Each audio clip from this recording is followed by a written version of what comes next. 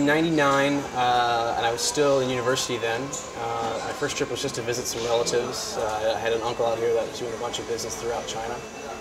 That trip started in Hong Kong, but then we took kind of a tour throughout mainland China, and pretty much from there. You got bitten by the bug. Yeah, I was hooked. That's what people say. It helps that to be quite honest, it was a very impressionable age for me. I didn't know, frankly speaking, I didn't know what the hell I wanted to do with myself.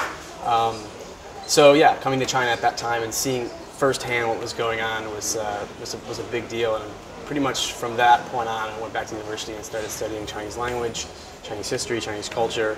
And actually, at first, my interest was more in the I guess the good things, language, culture, and history.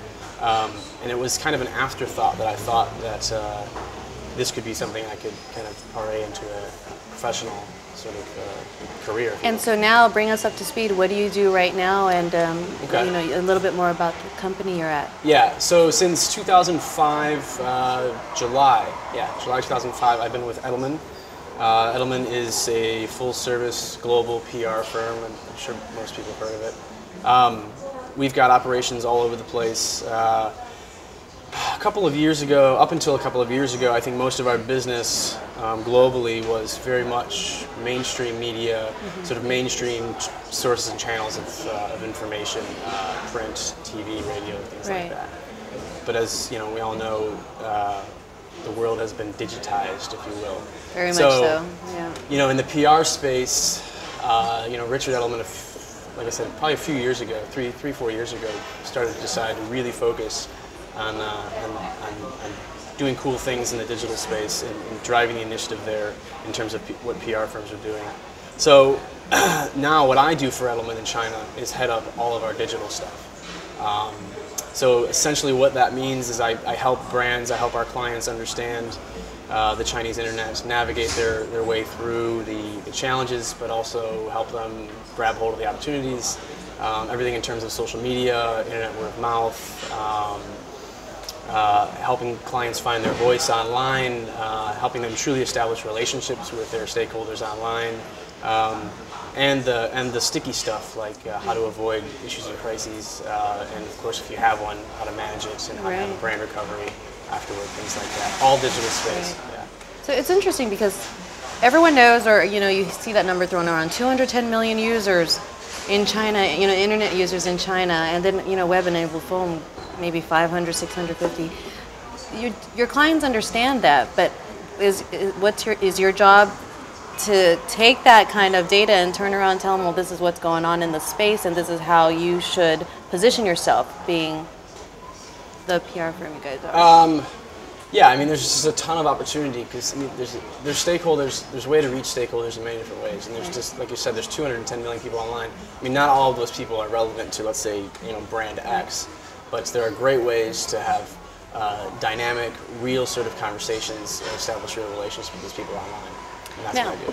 For you personally, when you first came here, because it's been a number of years, you said 98, 99 when you first came here. How's the journey been so far? I guess I'm always interested in knowing, what kind of misconceptions, but in your case, you were so young, maybe you didn't have any, but if you did, what kind of misconceptions did you have when you first came versus where Adam is now?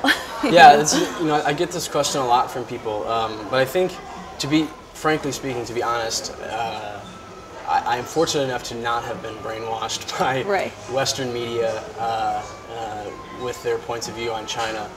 Like I said, I was quite young, and so when I started coming to China and really experiencing it and working here, I was just taking it for what it was and learning as I went.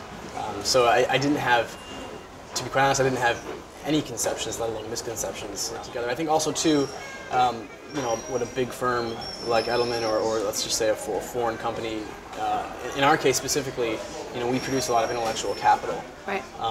That a lot of it's global, with focuses on individual markets. I mean, we have the Edelman Trust Barometer, which is an annual study that's been going on for quite a while now. And in Asia, we have the Asia Pacific Stakeholder Study, and that's more of a deep dive into trusted and credible sources and channels.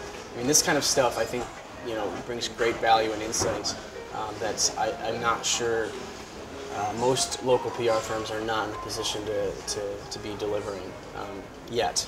But like you said, things are changing. Things it won't be long in fast. China before you know, these local firms are challenging us here locally, but also, you know, going abroad and having operations abroad.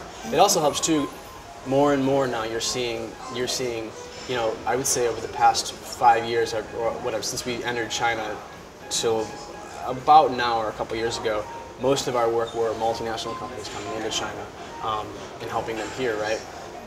Now you're starting to see, very quickly, you're starting to see a lot more Chinese companies that are seeking public relations services or communication services, image stuff regarding their sort of move out of China.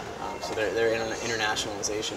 And, you know, that's huge value, I think, because there's a lot of the local firms can't really service on an international sort of quality scale, whatever.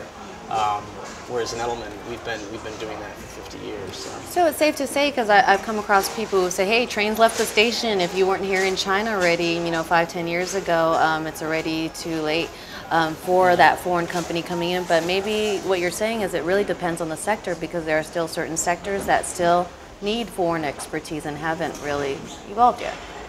Sure, Yeah. You could say that. I guess. You could say that, yeah. So you hear that all the time. Trains left the station. I'm like, has it? Has it not? There's still opportunity, because, you know, people want to know. There's a ton of opportunity in China. Exactly. I guess that's the point. It's not going to be too late for a long time. Right. Okay. Yeah. Now, here's a fun question.